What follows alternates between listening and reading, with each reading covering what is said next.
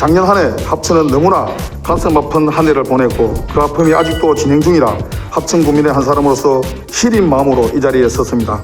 우선 지난 8월 호우 당시 합천 댐방류로 300억 이상의 피해를 입은 합천의 수재민 보상 문제부터 드리고자 합니다.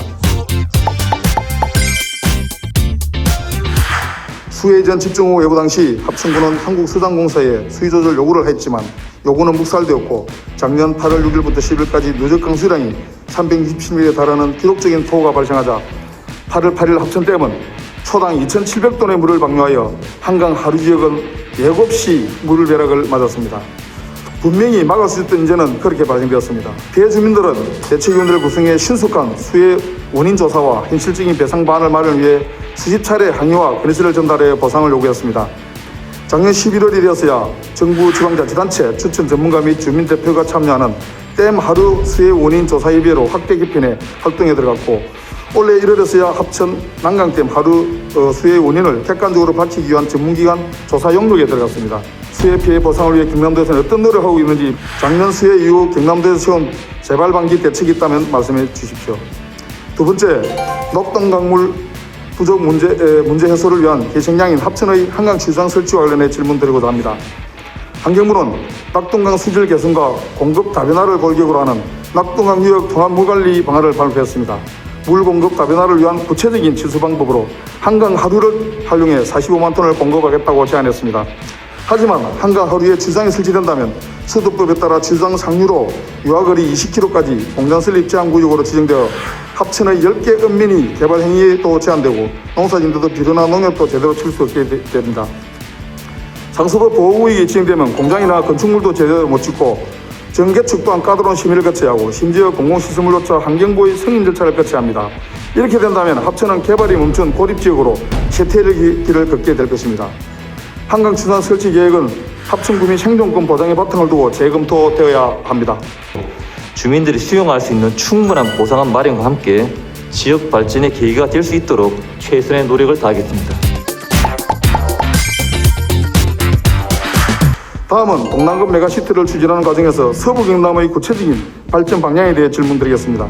화면을 보시면 부산, 울산, 경남을 연결하는 것을 토대로 하고 있지만 실상은 경남의 동부권역 중심의 연결라 볼 수 있습니다. 아시다시피 경남의 18개 시군 중에서 11개 시군이 소멸위험지역에 속하고 대부분의 소멸위험지역이 경남의 서부와 북부에 집중되어 있습니다. 동남권 메가시티가 성사되면 부산과 울산은 물론이고 부산과 지리적으로 인접한 창원시와 김해시 그리고 양산시를 제외한 나머지 시군은 소외될 수밖에 없을 것입니다. 경남 전체가 고르게 발전할 수 있는 정책을 세우는 것이 경남도가 해야 할 첫 번째 책무입니다. 다음은 남부 내륙철도 역사 주변 역세권 개발 질문드리겠습니다. 이제까지 동서강 균형 발전을 위한 사업들이 무수히 많았지만 수많은 사람들의 노력에도 불구하고 손에 쥔 모래마냥 그 격차는 점점 더 벌어져가고 있습니다. 남부 내륙 고속철도의 합천 역세권을 체계적으로 개발해 신도심 조성뿐만 아니라 항로화 산업 특화 단지를 구성하고 역사, 문화, 관광이 활성화되도록 적극 지원이 필요합니다.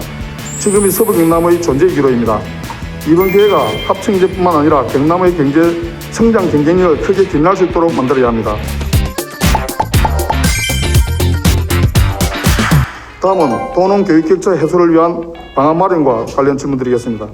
도농 교육 격차는 도시와 농촌 간의 사회 문화적 교육 환경과 교육 여건의 불균등으로 발생하는 교육 결과의 격차입니다. 다시 말해 농촌은 정부와 여건이 열악하고 가구당 월 평균 교육비도 낮아 어쩔 수 없는 격차를 발생시킬 수밖에 없습니다. 학생 수가 감소하고 있는 시점에 어떠한 지원 정책이 학교와 그리고 지역을 살릴 수 있느냐에 초점을 맞추고 싶습니다. 수십 년째 팽팽하게 이어지는 통폐합과 작은 학교 살리기, 소규모 통폐합만이 능사인지 진정 묻고 싶습니다. 본 의원은 농촌을 살리고 학교를 살리기 위해 귀농기회를 지원하는 것보다 더 좋은 방법은 교육에 힘을 쏟는 것이라 생각합니다.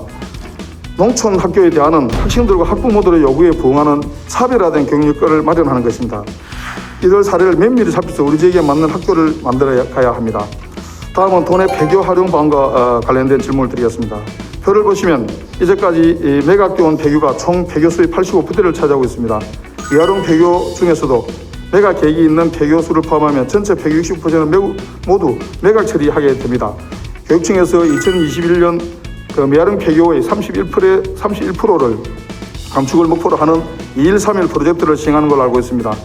이번 교육청의 미아름 폐교를 감축하는 프로젝트를 시행할 때 주민의 입장에서 학교 부지를 바라봐 주시기를 당부드립니다. 폐교 매각 이후 활용 방안에 대해 설명해 주시고 지역민들과 함께 폐교 활용에 대한 의지를 밝혀 주십시오. 다음은 방과 후 학교 자원봉사자 공무직 지원 교육 행정의 신뢰도입니다.